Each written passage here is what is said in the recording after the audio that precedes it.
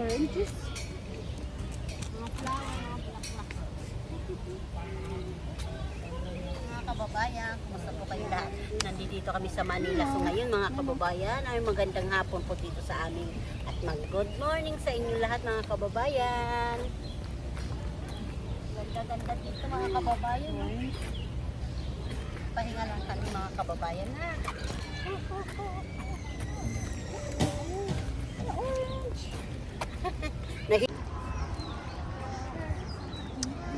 Gala-gala time. Ganda yung mga halaman, no?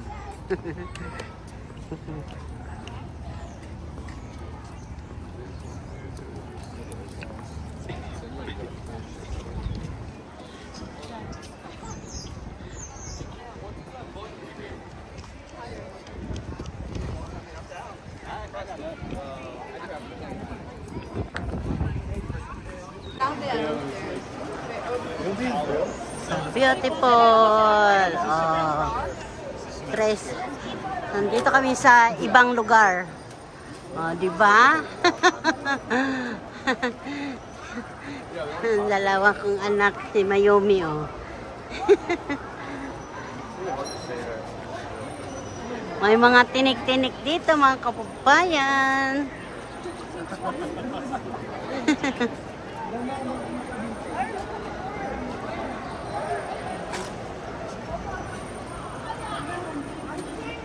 Anak ka, may tinik.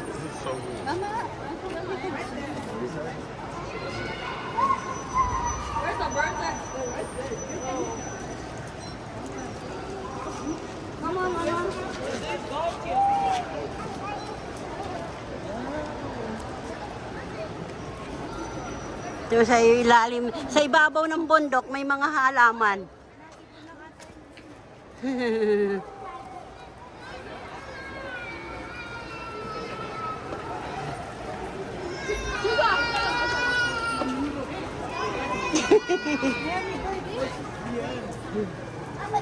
Excuse me. Oh, sorry.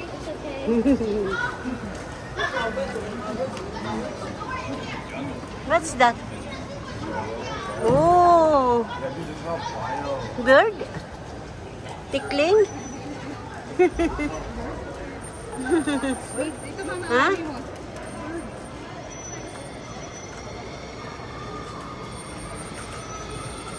Yan ang nakatira dyan.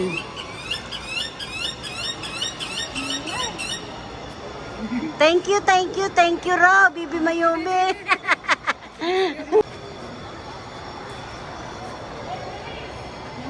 Traffic, oh. Anong pangalan niyo, nak?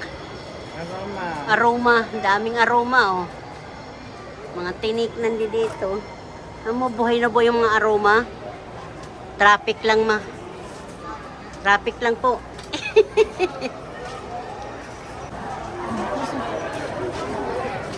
Wala din tubig, no?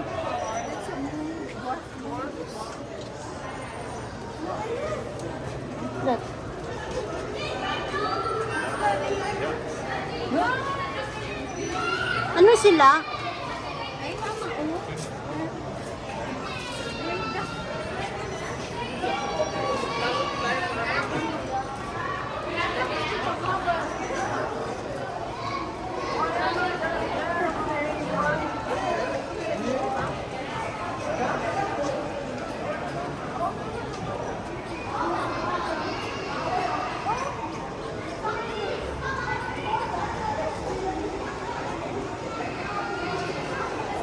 Dok. Niyan. Hindi pa nga. Ay.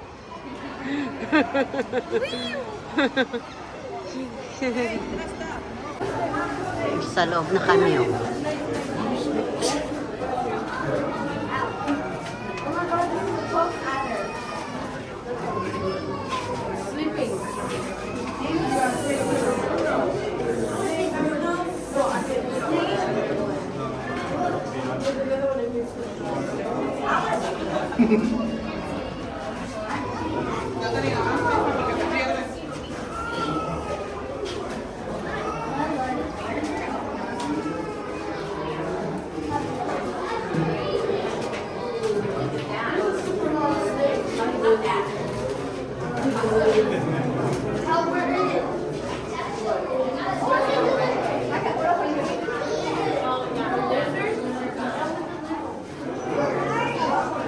Buti malamig-lamig dito.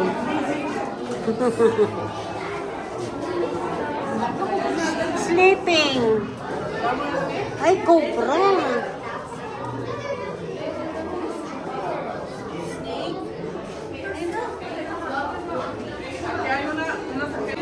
Ang pangalan niya na? Tipaklong?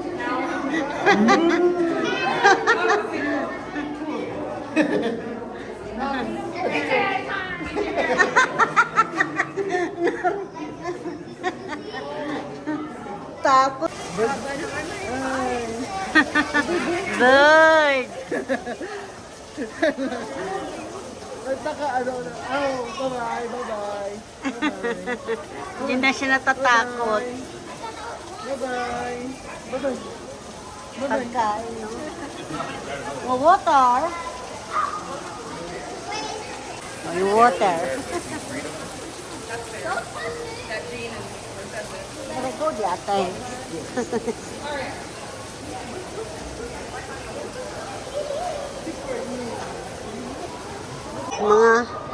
mga taktos, buhay na buhay. Si water, maliwanag.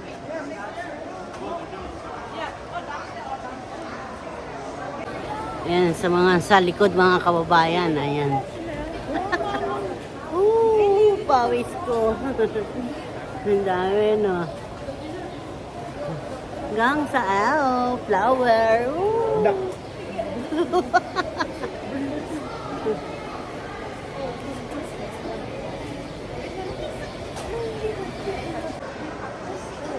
Taktos na malalaki.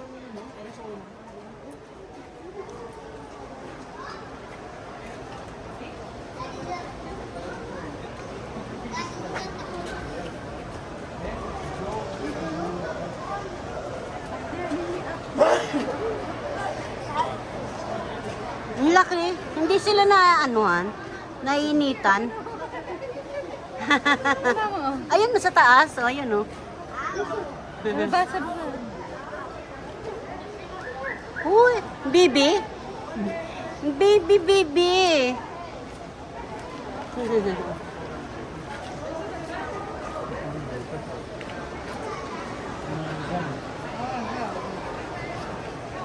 Taktos sa beautiful.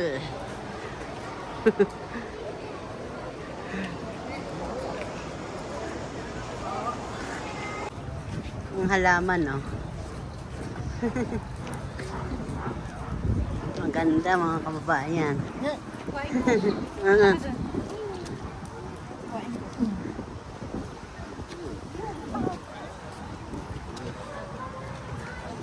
Ito muna tayo.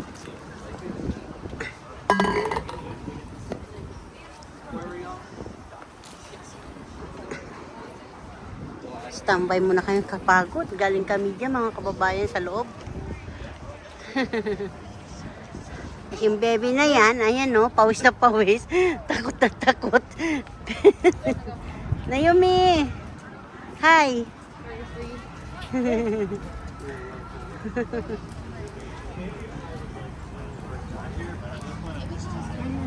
Hi!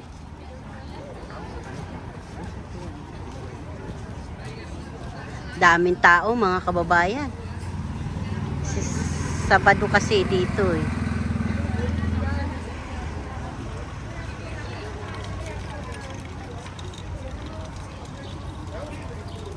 Huwag na.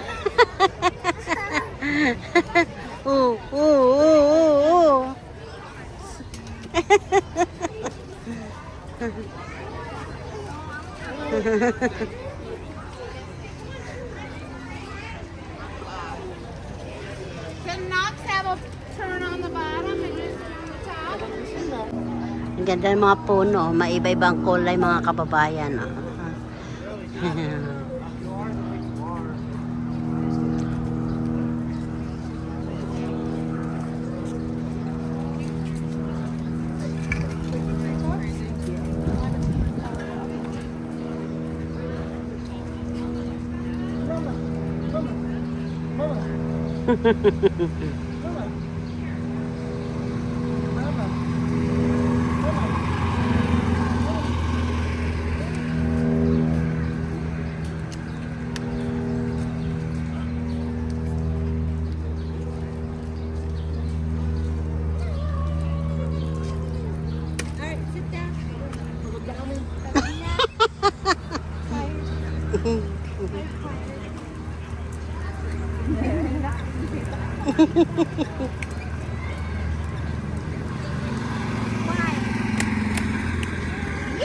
Patay ng gala eh. Monkey. Ho ho ho. Ayan, maganda mga babae. Ano, monkey.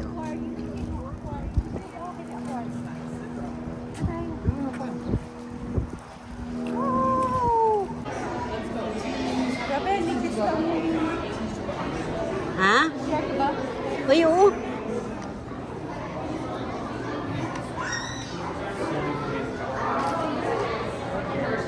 Kuya, may CR pa din.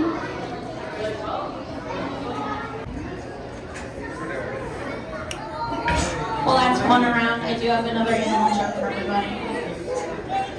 Is no na? Why are penguins really good talkers? Because they know how to break the ice. I don't think we were a fan of that one. Na, bye-bye, penguin. So, you guys know one of the things that's wildly affecting penguin populations is overfishing. Oftentimes, the place where we get our fish is the same place where penguins get their fish. So we do encourage you to go to seafoodwatch.org to make sure that the seafood that you're giving to your family, is not coming from places that could affect the wild populations of penguins that you see out in the wild. Now, when penguins eat all that fish, there is only one place to go. Poop. Penguins poop about every 8 minutes. That's a fun fact for all the kids out there. Penguins poop every 8 minutes. If you follow a penguin long enough, you will watch it poop. But the good thing for us is that we have divers that come in every single day to clean these tanks. So if you're looking for a kid that really needs a summer job, penguin poop expert might be on that list for them. We do hand feed all of our penguins here by hand, by the way. And that's not just because our fish are not swimming in the water, because they're not living. But penguins actually can only eat fish at first. The way that their throats and gullets work is that there's a bunch of ridges that bring fish back into their throat. And they have to make sure that they eat the fish head on because it will help with all the gills and all the fins being slipped onto the fish so it's easier for them to swallow. So you may be asking why we have to feed them by hand. That's kind of one of the main reasons. They're not really good with their hands, flippers. So I'm going to debunk some big questions for you guys. A lot of people ask, why are penguins black and white? That's a really great question. Penguins are black and white due to many things that attribute to them. If you guys haven't noticed, they do live in the southern hemisphere, Antarctica, which is notoriously very cold. With that being said, they can use their bodies to thermal regulate. Thank you. So if they're looking at the sun, if they have a black face towards the sun, it means that they retain more heat. If they are facing the sun and they are showing their white, it means that they are trying to decrease heat. So you may see them either face towards the light or away from the light. They may be regulating their heat. Also, another way that they do that is a form of counter shading. If you notice, the water is very murky, very dark, similar to that in Antarctica. Let's say you are a big bird flying from up above and you look for a nice snack, and you look down and all you see is dark water.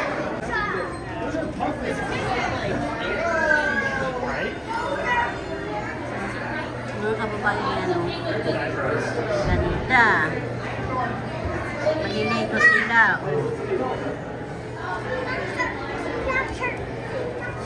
Look at Sharon.